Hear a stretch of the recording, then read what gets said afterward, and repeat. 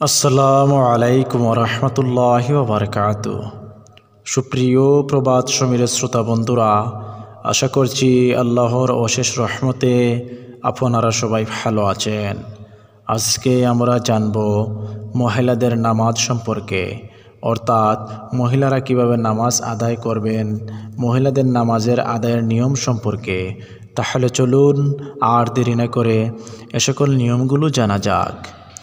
নামাজের নিয়ম কানুন সাধারণত নারী পুরুষের একই, তবে কিছু ক্ষেত্রে নারীদের নামাজ আদায়ের নিয়মে পার্থক্য আছে। সতর ও পর্দার কারণেই কিছুটা পার্থক্য বিদ্যমান।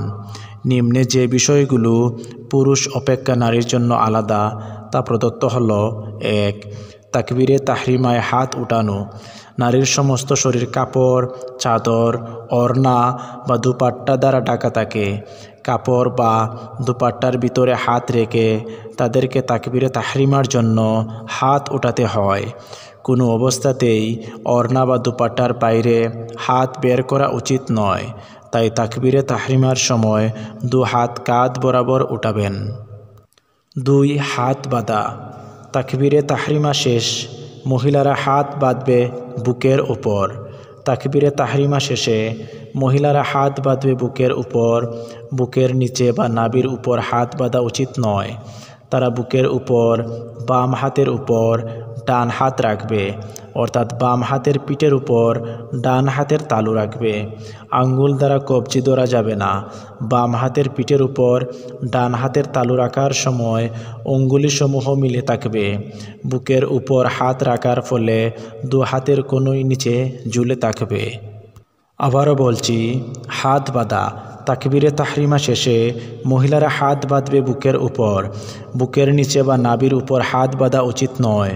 তারা বুকের উপর বাম হাতের উপর ডান হাত রাখবে, অর্থাৎ বাম হাতের পিঠের উপর ডান হাতের তালু রাখবে। আঙ্গুল দ্বারা কবজি ধরা যাবে না।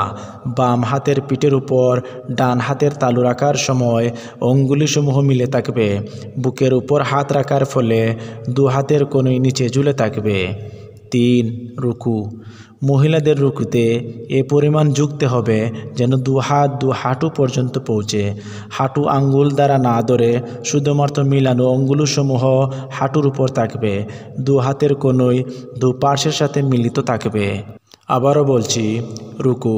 মহিলাদের রুকুতে এ পরিমাণ ঝুঁকতে হবে যেন 2 হাত 2 হাঁটু পর্যন্ত পৌঁছে। হাঁটু আঙ্গুল দ্বারা না ধরে শুধুমাত্র মিলানো অঙ্গুলিসমূহ হাঁটুর উপর থাকবে। 2 হাতের কনুই 2 পার্শ্বের সাথে মিলিত থাকবে। 4. সেজদা। সেজদার সময় নারীর পেট উরুর সাথে আর বাহু বগলের সাথে মিলে থাকবে। কনুই সহ 2 হাত জমিনের উপর বিছানো থাকবে। 2 পা কারা না রেখে বিছিয়ে রাখবে। আবারও বলছি, মহিলাদের সেজদা। সেজদার সময় নারীর পেট উরুর সাথে আর বাহু বগলের সাথে মিলে থাকবে।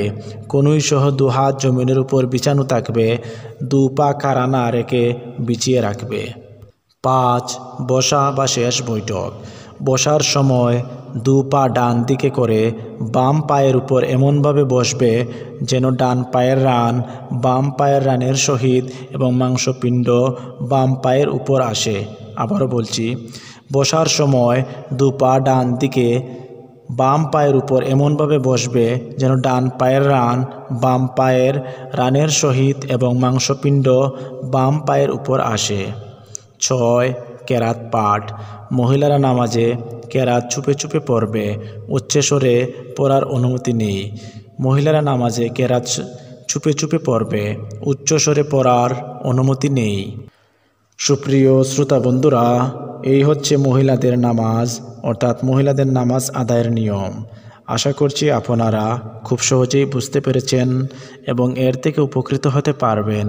এই পর্যন্ত আপনারা সবাই ভালো থাকুন, সুস্থ থাকুন।